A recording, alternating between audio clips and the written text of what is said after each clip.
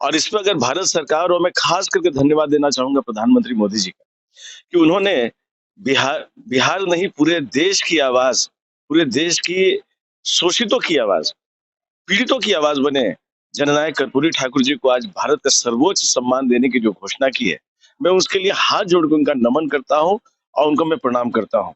बिहार की राजनीति में जिस तरह की राजनीति अभी हो रही है, हर अच्छी चीज पे आज हलचल मच जा रही है। जननायक कर्पूरी ठाकुर जी को सर्वोच्च सम्मान देकर प्रधानमंत्री कहीं ना कहीं बिहार की राजनीति में हलचल मचा चुके हैं। आपको क्या लगता है कि कर्पूरी ठाकुर जी को इस समय सर्वोच्च सम्मान देना उचित था या नहीं? बिहार की राजनीति में जिस तरह की राजनीति अभी हो रही है, हर अच्छी चीज पे आज हलचल मच जा रही है। चाहे वो रामलला का प्राण प्रतिष्ठा हो, उस पे हलचल मच जाती है। और आज शोषितों और पीड़ितों की आवाज, उनके संघर्ष का पर्याय बने बिहार के पूर्व मुख्यमंत्री और जननायक कर्पूरी ठाकुर जी की जन्म शताब्दी है। और इस पर अगर भारत सरकार, और मैं खास करके धन्यवाद देना चाहूंगा प्रधानमंत्री मोदी जी का, कि उन्होंने बिहार बिहार नहीं, पूरे देश की आवाज, पूरे देश की शोषितों की आवाज, पीड़ितों की आवाज बने जननायक कर्पूरी ठाकुर जी को आज भारत का सर्वोच्च सम्मान देने की जो घोषणा की है, मैं उसके लिए हाथ जोड़ के उनका नमन करता हूं और उनको मैं प्रणाम करता हूं। अब इसके ऊपर राजनीति गर्म हो तो जिसकी जैसी मंशा वैसे ही उनको ध्यान आएगा, लेकिन ये काम जो लोग पहले सत्ता में थे उनको भी करना चाहिए था।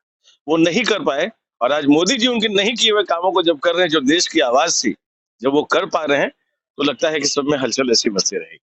लालू प्रसाद यादव ने साफ तौर पे कहा है कि जो जातिगत जनगणना हुआ है उससे डर कर कहीं ना कहीं केंद्र सरकार सर्वोच्च सम्मान देने का ऐलान की है। लालू जी सम्मानीय है, उनका मैं उनके बारे में क्या कहूँ, लेकिन मुझे लगता है कि कर्पूरी जी से लेके एक बड़े कालखंड तक लालू जी का राज रहा है इस देश में। लालू जी या उनके बच्चों का, उनके आदरणीय तेजस्वी यादव जी का, उन सबों का एक बड़ा समय था जब उन्होंने बिहार पे सत्ता पे आसीन थे।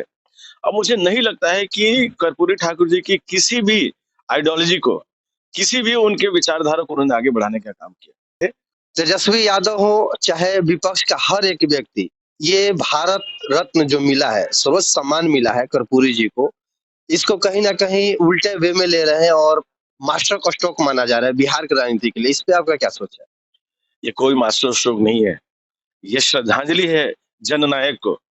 ये ताकत है पिछड़ों और शोषितों को, कि उनकी आवाज सुनने वाला इस देश में गरीब का बेटा, उनका अपना परिवार, प्रधानमंत्री मोदी जी देश के प्रधानमंत्री, देश के प्रधान सेवक हैं। इसलिए जिसको जो समझता है वो समझता रहे। देश की जनता जानती है कि आज भारत में एक ऐसा बेटा उन्होंने चुन के प्रधानमंत्री बनाया है, भारत के एक ऐसे बेटे को प्रधानमंत्री बनाया है जो पिछड़ों की आवाज सुनता है, जो वंचितों की आवाज सुनता है और उनके आवाज पे काम करता है।